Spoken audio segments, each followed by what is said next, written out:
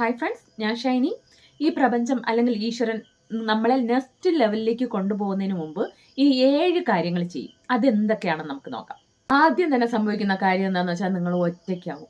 നിങ്ങൾ ഒറ്റപ്പെട്ടു പോകും. അതായത് നിങ്ങൾ അതുവരെ കൂടെ കുറേ ആൾക്കാരുണ്ടാവും.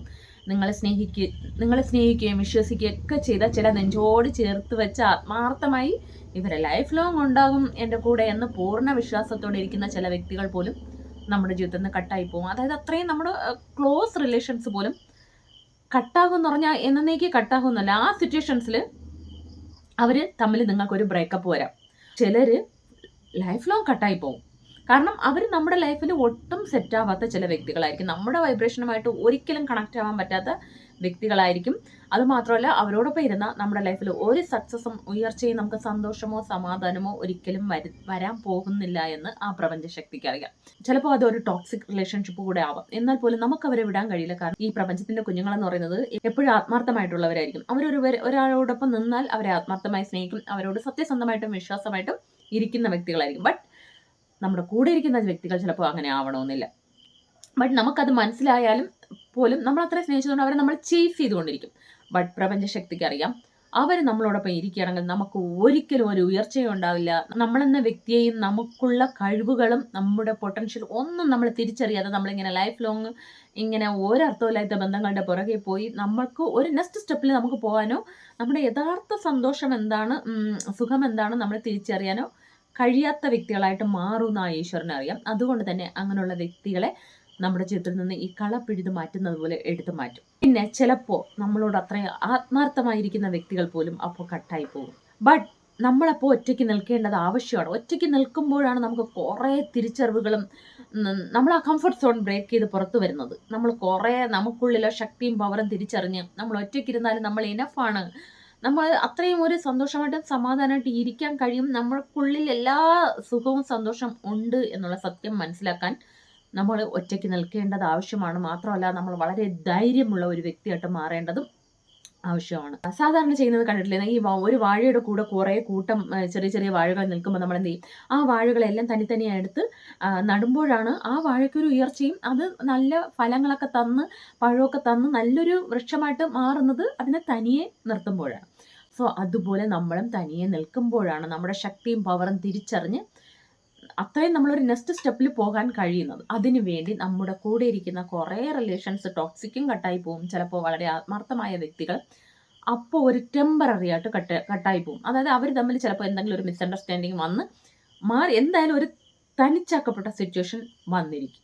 അത് അത്രയും ഹാർട്ട് ബ്രേക്കിംഗ് ആണ്. നമ്മൾ അത്രയും സ്നേഹിച്ച വ്യക്തികൾ നമുക്ക് എഗൻസ്റ്റ് ആയിട്ട് നിന്നിട്ട് അങ്ങനെ പോകുന്നു എന്ന് പറയുമ്പോൾ അത്രയും തകർന്നു പോകും നമ്മൾ. ബട്ട് അവിടെ നിന്നാണ് നമ്മുടെ ജീവിതത്തിൻ്റെ ടേണിംഗ് പോയിന്റ് ആരംഭിക്കുന്നത്. അങ്ങനെ നമ്മൾ ഒറ്റപ്പെട്ടിരിക്കുമ്പോഴാണ് ആ പ്രപഞ്ചശക്തി, ആ ഈശ്വരൻ നമുക്ക് വേണ്ടി ഇറങ്ങി വന്ന് പ്രവർത്തിക്കുകയും നമ്മളോട് സംസാരിക്കാനും നമ്മളെ നയിക്കാനും തുടങ്ങുകയും നമ്മളൊരു നെക്സ്റ്റ് സ്റ്റെപ്പിൽ എത്തിച്ചേരുകയും ചെയ്യും. സെക്കൻഡ്, നമ്മളെ ഫെയിലാക്കും. കാരണം ചിലപ്പോൾ കുറച്ച് പേർക്ക് അത് അവരുടെ ജീവിതത്തിൽ റിലേഷൻഷിപ്പിൽ ഫെയിലാവുന്നതായിരിക്കും. കുറച്ച് പേർ അവരുടെ കരിയറിലോ പണത്തിൻ്റെ കാര്യത്തിലൊക്കെ അവർക്കൊരു ഫെയിലിയർ വരും. കാരണം പലരും അവരുടെ കരിയർ ചിലപ്പോൾ അവർക്ക് ആപ്റ്റായ ഒരു കരിയറോ അവരുടെ പർപ്പസിലോ അല്ല അവർ നിൽക്കുന്നതായിരിക്കും. സോ അപ്പോൾ എന്താവുമെന്ന് വെച്ചാൽ അവിടെ കൊണ്ടൊരു ഫെയിലിയർ കൊടുക്കും. അപ്പോൾ നമ്മൾ തകർന്നു പോകും. അയ്യോ, ഞാൻ ഇത്രയും ഈശ്വരനെയൊക്കെ വിളിച്ച് ഇത്രയും ഒരു സ്പിരിച്വലി ഇത്രയും പ്രപഞ്ചത്തിൻ്റെ കുഞ്ഞാണ്, സ്പെഷ്യൽ കിഡാണെന്നൊക്കെ പറഞ്ഞിട്ട് എനിക്കെന്താ ഇങ്ങനെ ഫെയിലിയർ വരുന്നത്, ഇതിലൊക്കെ എന്തർത്ഥമാണുള്ളത്, അങ്ങനെയൊക്കെ നമ്മൾ എല്ലാത്തിനെയും വിട്ടാലോ എന്ന് വരെ ചിന്തിക്കുന്ന ഒരു സിറ്റുവേഷൻസ് ഒക്കെ ഉണ്ടാകും. റിലേഷൻഷിപ്പിലും അങ്ങനെ ഒരു ഫെയിലിയർ വരുമ്പോൾ നമ്മൾ അങ്ങനെ ചിന്തിച്ചു പോകും. പിന്നെ എന്തിനാണ് ഇതിനൊക്കെ എന്തർത്ഥമാണ്, ഞാൻ എന്തിനാണ് ഇതിന് പുറകെ പോകണം എന്നൊക്കെ ഒരു ചിന്ത വരും. പക്ഷേ നമുക്ക് അതങ്ങനെ വിടാൻ പറ്റില്ല. നമുക്കറിയാം, നമ്മൾ സ്ട്രേറ്റ് ഫോർവേഡായിട്ട് മാത്രമേ നമ്മൾ പ്രവർത്തിക്കൂ. നമ്മുടെ ഇൻഡ്യൂഷൻ മുഖേനയും പല പല സയൻസ് ഒക്കെ കാണിച്ച് നമ്മളെ അതിലെത്തിച്ചിരിക്കും, നമ്മുടെ കറക്റ്റ് പർപ്പസിൽ അവിടെ എത്തിക്കും. അത് റിലേഷൻഷിപ്പിൻ്റെ കാര്യത്തിലായാലും നമ്മുടെ കരിയർ, പണം, എല്ലാറ്റിൻ്റെ കാര്യത്തിലും നമ്മൾ എത്തേണ്ടടുത്ത് നമ്മളെ എത്തിക്കും. ഇതാണ് രണ്ടാമത്.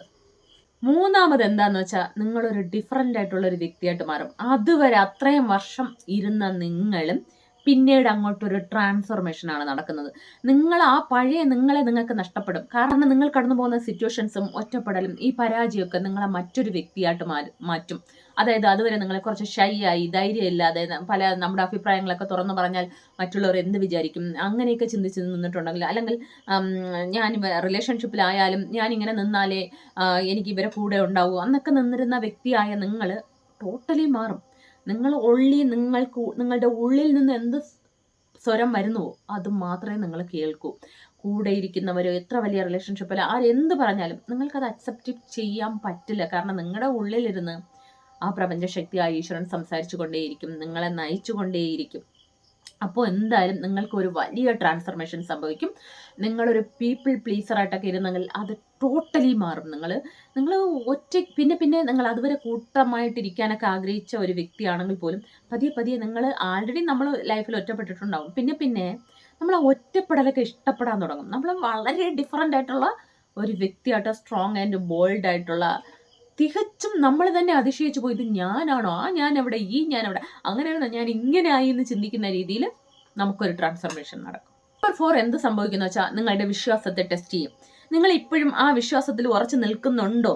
അതായത് പ്രപഞ്ചശക്തി, ഈശ്വരൻ, നിങ്ങളുടെ വിശ്വാസം, സത്യസന്ധത, ഇതിലൊക്കെ നിങ്ങൾ ഉറച്ചു നിൽക്കുന്നോ എന്ന് നിങ്ങൾക്ക് ചില ടെസ്റ്റുകളൊക്കെ വയ്ക്കും.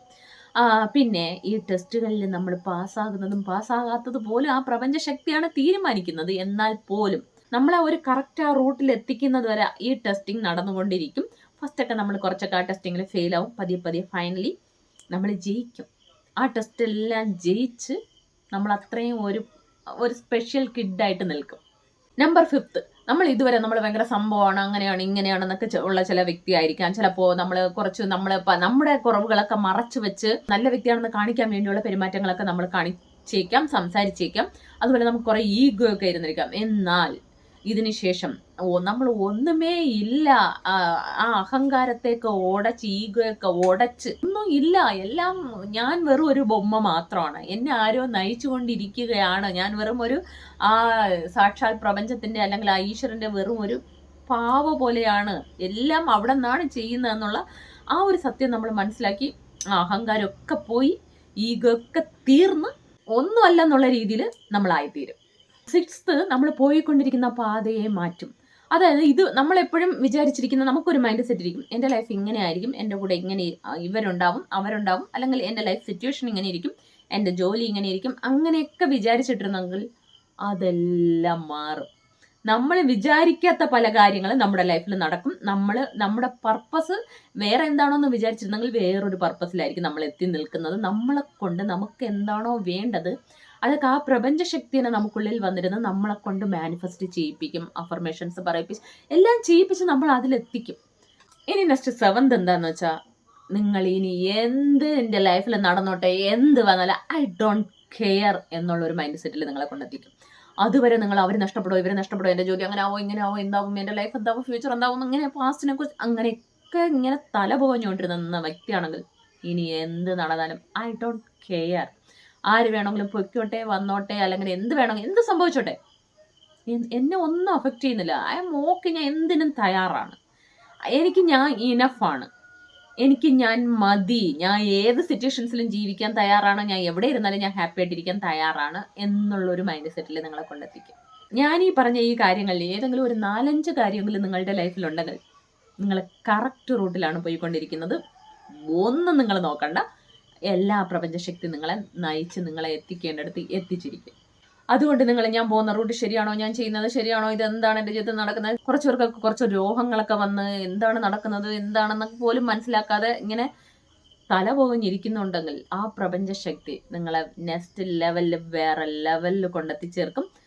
ഡോണ്ട് വറി, നിങ്ങൾ പ്രപഞ്ചത്തിൻ്റെ സ്പെഷ്യൽ കുഞ്ഞുങ്ങൾ തന്നെയാണ്. അപ്പോൾ ഇതാണ് ഇന്നത്തെ വീഡിയോ. ഇതിൽ എത്ര സയൻസ് ആണ് നിങ്ങൾക്കുള്ളതെന്ന് നിങ്ങൾ കമൻറ്റ് ബോക്സിൽ വന്ന് ടൈപ്പ് ചെയ്യുക. വീഡിയോ ഇഷ്ടമെങ്കിൽ please subscribe, like, share, comment. എല്ലാവർക്കും സന്തോഷവും സമാധാനവും സമൃദ്ധിയും ഉണ്ടാകട്ടെ. Thanks for watching.